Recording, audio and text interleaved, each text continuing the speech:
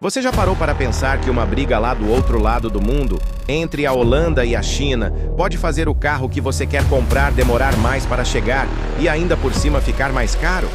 Pois é, essa é a realidade que o Brasil está enfrentando por causa da chamada Guerra dos Semicondutores. Fica comigo que eu vou te explicar tintim por tintim como essa história afeta diretamente o seu bolso e o futuro da nossa indústria. Tudo começou com uma disputa geopolítica bem complexa.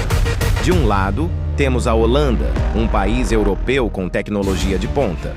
Do outro, a China, uma superpotência industrial. No meio dessa história, está uma empresa chamada Nexperia. O nome pode não ser familiar, mas o que ela faz é fundamental para o mundo moderno.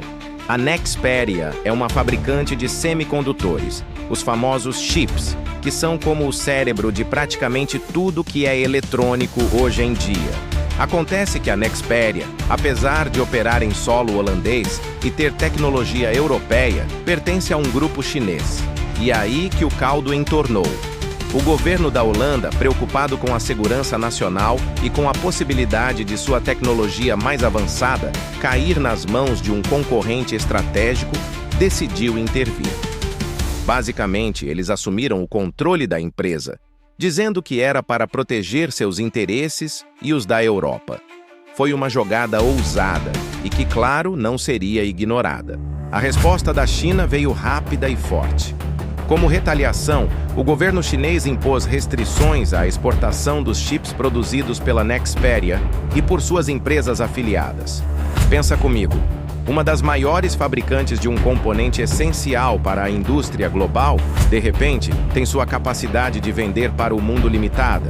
Isso criou uma onda de choque em toda a cadeia de suprimentos global e essa onda, meus amigos, chegou com força total aqui no Brasil. Agora, por que o Brasil se preocupa tanto com isso? A resposta está na nossa garagem.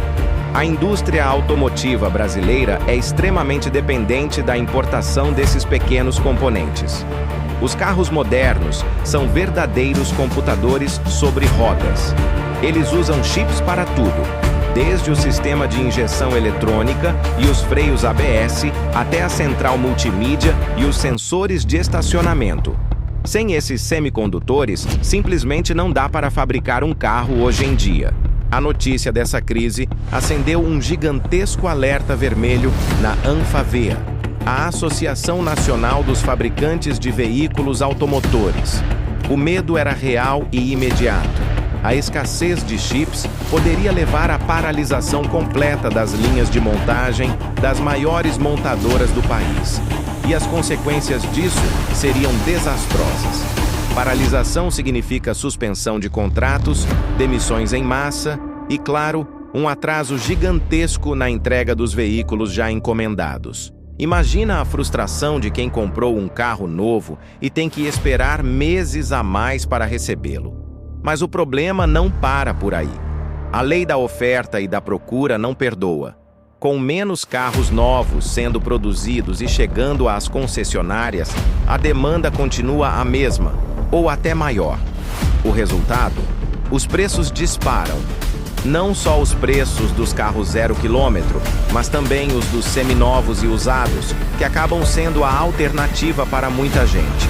Ou seja, uma crise que começou na Europa afeta diretamente o poder de compra do brasileiro e o sonho do carro novo.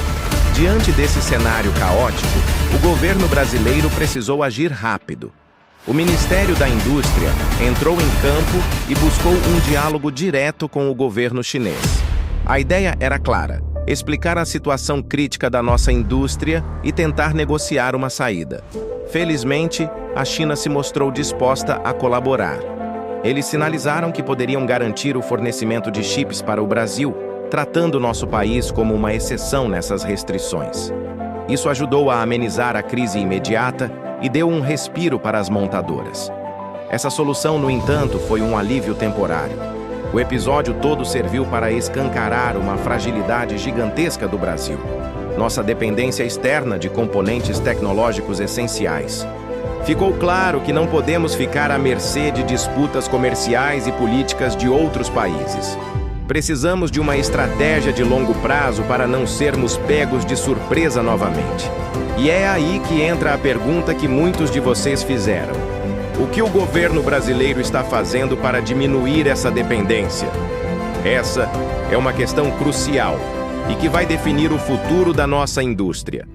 Existem várias iniciativas em andamento e discussões importantes acontecendo. Uma das principais frentes de ação é o incentivo à produção nacional de semicondutores. O governo tem lançado programas e oferecido benefícios fiscais para atrair empresas que queiram fabricar chips aqui no Brasil. A ideia é criar um ecossistema de tecnologia, desde o design dos componentes até a fabricação final. Um exemplo disso é o CEITEC, o Centro Nacional de Tecnologia Eletrônica Avançada, localizado em Porto Alegre. Embora tenha enfrentado desafios no passado, ele representa um esforço do Brasil em ter sua própria capacidade de produção. O governo estuda formas de revitalizar e ampliar projetos como esse. Outra estratégia importante é a diversificação de fornecedores. Em vez de depender quase que exclusivamente da China ou de um único país, o Brasil está buscando parcerias com outras nações produtoras de chips, como Taiwan, Coreia do Sul, Estados Unidos e até mesmo países europeus. Ter várias fontes de fornecimento cria uma rede de segurança. Se um fornecedor falhar por qualquer motivo, ainda teremos outras opções para recorrer, evitando uma paralisação total. Além disso, o governo está investindo em pesquisa e desenvolvimento. Não basta apenas fabricar os chips, precisamos ter a capacidade de projetá-los. Isso significa investir em universidades, centros de pesquisa e na formação de engenheiros e cientistas especializados em microeletrônica. Dominar o design nos dá autonomia tecnológica e a capacidade de criar componentes específicos para as necessidades da nossa indústria, seja ela automotiva, de agronegócio ou de saúde. Também existem acordos de cooperação tecnológica sendo costurados. O Brasil está se aproximando de países que são líderes nesse setor para promover a transferência de tecnologia. A ideia é que empresas estrangeiras se instalem aqui não apenas para montar, mas para desenvolver e produzir, treinando mão de obra local e criando uma base tecnológica sólida no país. Resumindo, a crise dos semicondutores foi um verdadeiro susto, mas também um chamado para a ação. Ela nos mostrou que no mundo globalizado, a soberania tecnológica é fundamental. As medidas que o governo está tomando agora, como incentivar a produção local, diversificar fornecedores e investir em pesquisa, são passos essenciais para fortalecer nossa indústria e garantir que o Brasil não seja apenas um consumidor de tecnologia, mas também um produtor. É um caminho longo e desafiador, mas absolutamente necessário para o futuro do nosso país.